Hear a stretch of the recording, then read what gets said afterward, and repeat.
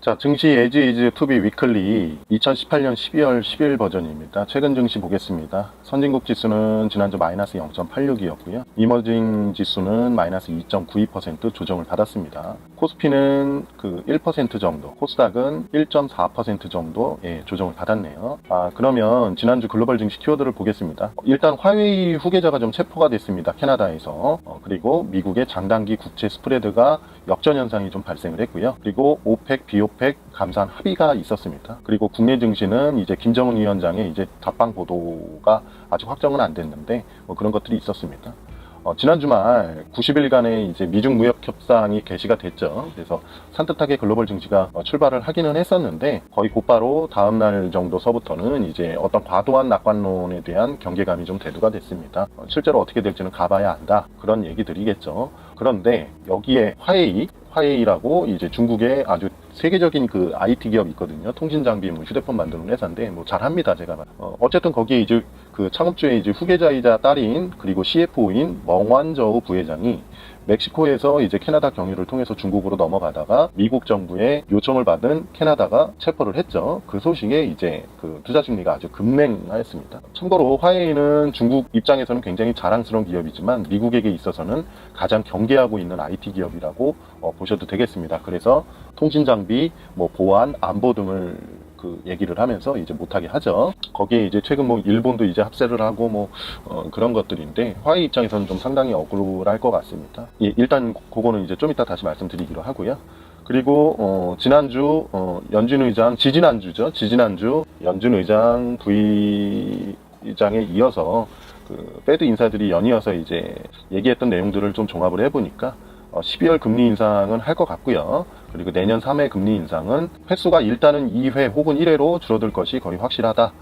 라고 생각이 들었습니다. 그것에서 제가 이제 생각이 든 거는요, 테일러 준칙이라고 있거든요. 이거는 다른 게 아니라 이미 페드나 우리나라나 다 보는 겁니다. 적정 인플레이션과 잠재 GDP 사이에서 어떤 균형금리 수준을 잡는 것을 이제 의미를 하는데, 요거는 이제 어떤 기계적인 의미거든요. 그런데 제가 말씀드리는 거는 기존의 매파였다가 비둘기파로 좀 전환을 하는데 그것도 완전한 비둘기로 간다기보단 좀 더 시장과 소통을 하면서 그전에는 계속 무조건 좋다 하면서 금리 인상을 고집을 했다면 이제는 이제 약간은 전환을 좀 할 필요가 있는 거죠. 그렇다고 해서 비둘기까지 가기에는 바로 얘기는 하기는 좀 그렇고 그랬을 때 이제 할 수 있는 게 여러 가지 지표를 확인해야 된다, 그러면서 해야 된다라는 얘기잖아요. 그게 그냥 테일러 준칙에 좀 더 충실하겠다라는 내용입니다. 그런 내용이고요. 실제로는 굉장히 좀 고민을 하면서 시장과 소통을 할 것이다 라고 좀 보시면 되겠습니다.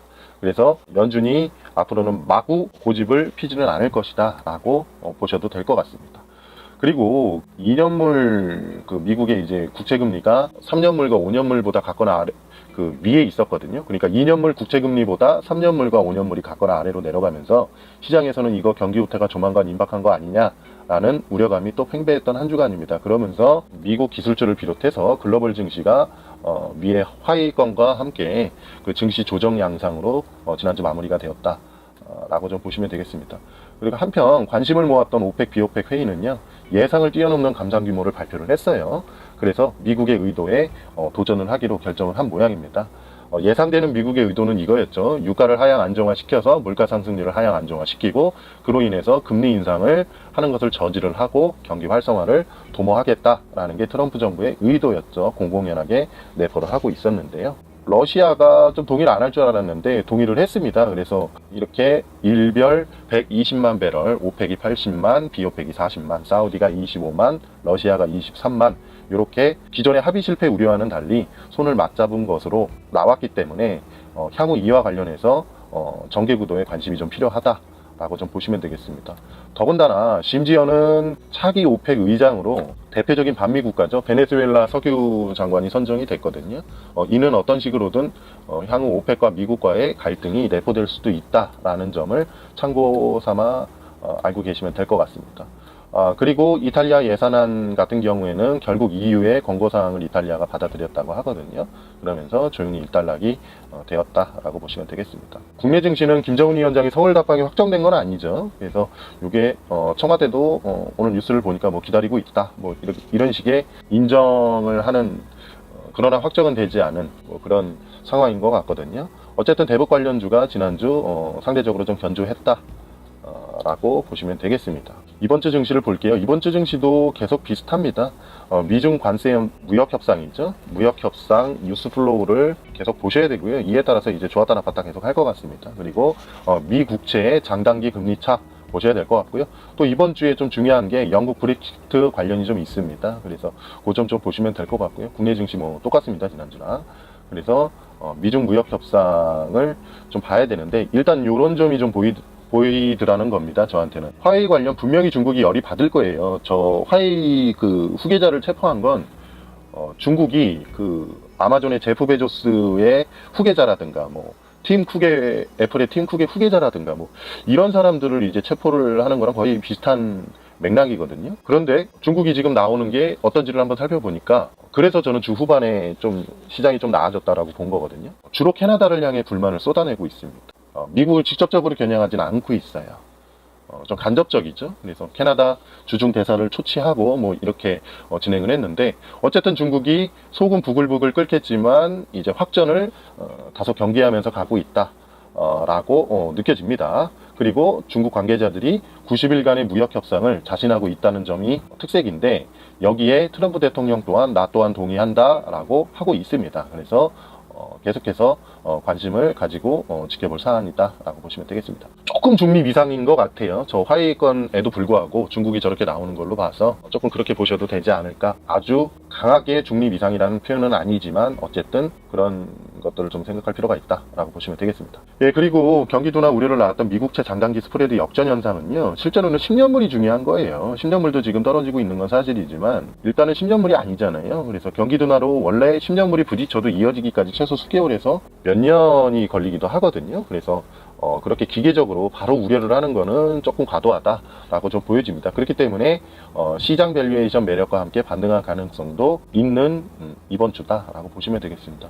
오히려 어떻게 될지 지금 모를 만한 게 이제 화요일에 이제 영국 의회에서 이제 브렉시트 합의안에 대한 투표가 이제 있거든요. 근데 만약 이게 부결될 경우에는 또 영국은 노딜 즉 하드 브렉시트가 발생할 수도 있기 때문에 이거는 글로벌 시장 전체의 주요 변수로 체크를 할 필요가 있다라고 보시면 되겠습니다.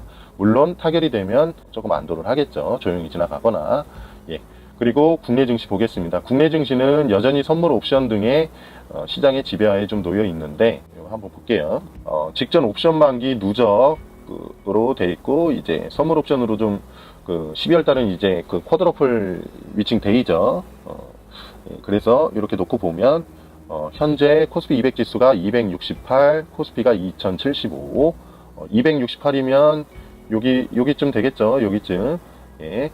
외국인이 약간 마이너스, 그리고 개인이 약간 마이너스, 그리고 기관이 약간 플러스, 뭐 이렇게 돼 있는데 장중 변동성은 좀 줄 수도 있을 것 같아요. 근데 얼마든지 우리나라는 선물 옵션 시장으로 전체 지수를 옵션 만기일 가까워져 오면 이제 좀 만질 수가 있기 때문에 요 점은 이렇게 좀 보시면서 좀 가시면 좀 될 것 같습니다. 만약에 시장이 확 좋아지면 선물 옵션 시장 건드려 가지고 지네가 만들어냅니다. 예. 그렇게 보시면 될 것 같고요. 김정은 위원장이 이제 서울 답방 관련된 확정된 뉴스가 혹시 나오게 되면 답방한다고 하면 좋고, 답방을 안 한다고 하면 견조했던 대북주는 다시 우수수 떨어질 수 있다라고 보시면 되겠습니다. 예, 글로벌 증시 안정 요건 더 이상 말씀 안 드리겠습니다. 국내 증시 안정 요건 마찬가지고요. 요번 주 일정 이렇게 되어 있으니까 좀 살펴보시고요. 예, 이번 한 주도 화이팅 하시겠습니다. 감사합니다.